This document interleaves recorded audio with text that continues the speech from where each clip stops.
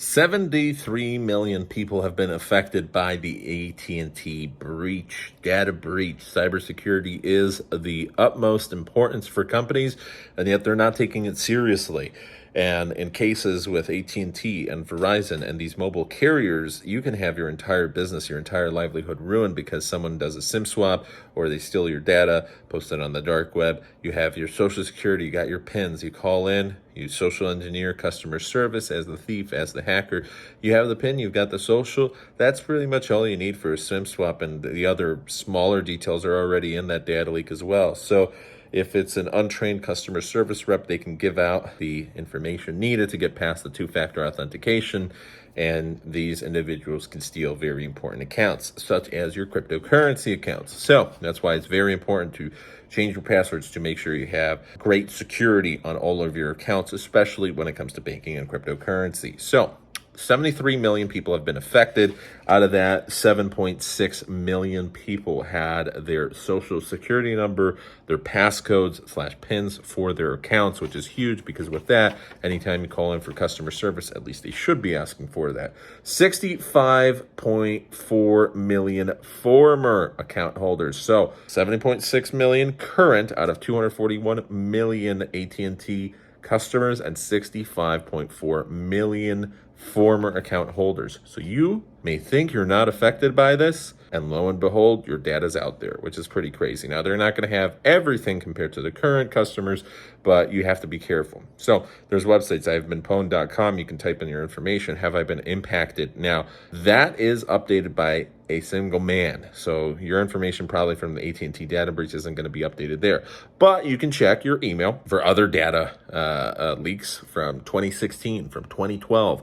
One of my emails was in over 30 breaches from, spanning over the past 10 years. So it's pretty crazy. All these little forums and music and gaming sites and whatnot. And oops, 10,000 leaks here, 100,000 leaks there, 20 million leaks here. And then you have these 2 billion like crazy leaks that were posted on the dark web. I mean, all these companies get leaked all the time, which is a problem because that means your data is floating around for sure. Almost everyone's data is floating around unless you took the necessary precautions. But if you're using social media, if you're very active on the internet, this is certainly impacting you. So has at&T seen data breaches like this before? Yes, not only this, but almost every single carrier out there, almost every single utility and internet company has seen this. The latest one was a similar breach to this in 2021. at&T never acknowledged it, though.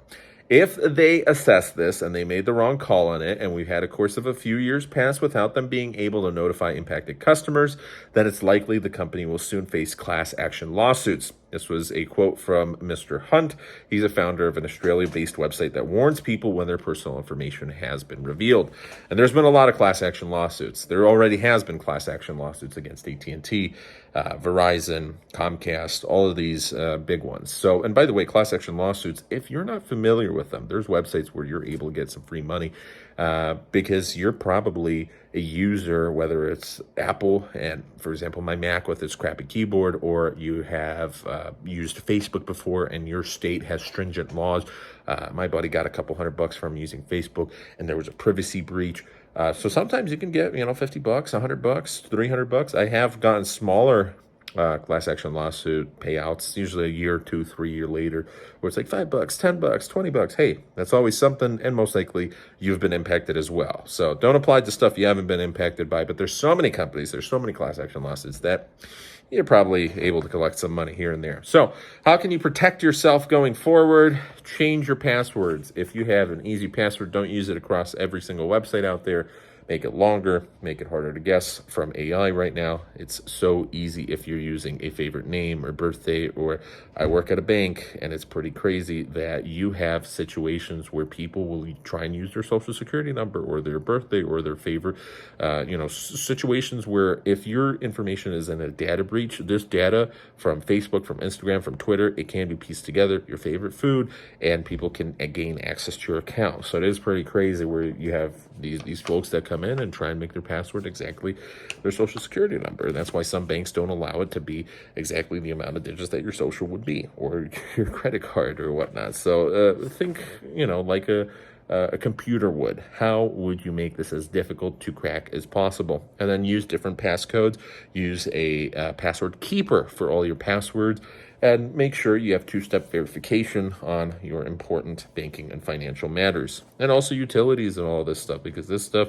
has a lot of your personal information out there. It also has potentially financial information based off of your bills, and it can be stuff that's used against you. If you have been one of those who have been impacted by this, you would have received an email that lets you know, hey, you got to change your password. I have not received an email, so thankfully I was not one of those who was impacted. But again, it's a small amount of customers this time around. There have been larger breaches, but this past month alone, there's been multiple super large data breaches where your information's on the darknet and people are like, oh, the infamous darknet. But no, there's forums out there, and it can be even on the clearnet where on hacking forums, I've seen it before, people just have these entire giant lists, and sometimes it's free, sometimes it's paid for, sometimes it's private for only members. But whether it's a hacker who wants to make an extra $1,000 by selling 1 million people's data, or someone who's just looking out for vengeance and they don't care and they're going to reveal it for free, and there's going to be other hackers who are going to try and use that data, and you get a bunch of spam calls and crazy GIF emails, spam, the Nigerian prince. Well, it goes 10 steps further than that, so be careful. You can do a credit freeze on your account, and it is recommended Equifax, Experian, TransUnion, do a credit freeze on all of those. But even better is the fact that you had, from one of these credit reporting agencies, I think it was one of the ones with E, I think it was Experian, had their giant data breach as well. So, you got to be careful with how much information you have on there as well. But a credit freeze is super easy. You go online, you can always unfreeze it, or with a simple telephone call.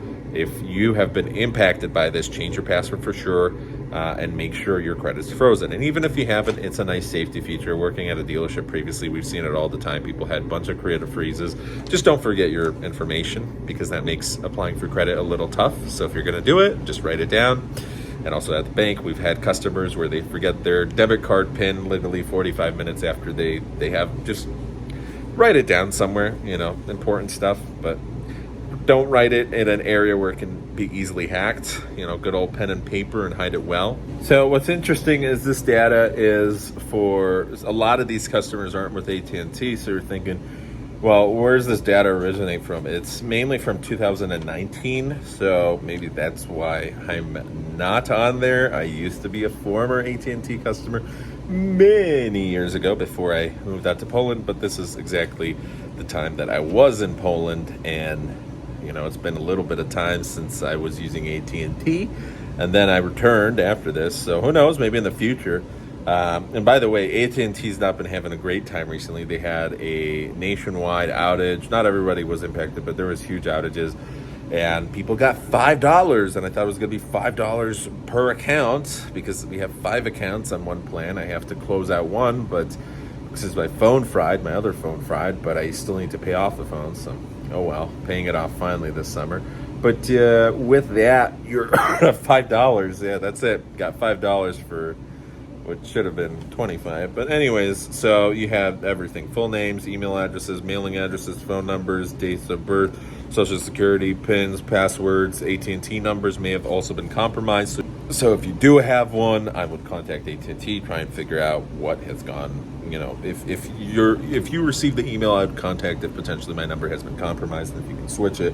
at&T has said they sent out lots of emails to people to change passwords, and they're doing a robust investigation. But that's pretty much that. Are there major consequences for these companies when these cybersecurity chaos events happen? No, they take out insurance. But the problem is, a lot of people don't realize this, and man, it'd be cool to work in cybersecurity. I love reading about stuff like this, but you have a lot of these companies where they don't care. This happens quite frequently. If it happens too frequently, the insurance premiums goes up, and the companies aren't going to be talking about it, but who gets to pay for that? We do, because you're the customer. The rates go up, and yes, it's just a small segment of why a premium would go up, why your bill is going up, but at&T is pretty expensive. So is Verizon, so is T-Mobile. Everything is going up right now, and it's crazy.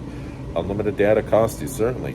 Well, part of that is, hey, because this company has been breached 10 times over the past however many years, your major insurance that these carriers use will keep increasing their premiums, and it's not increasing by $500 or $100,000. It's millions upon millions of dollars annually. That's insane, and that cost goes right back to us like taxes. So that is that.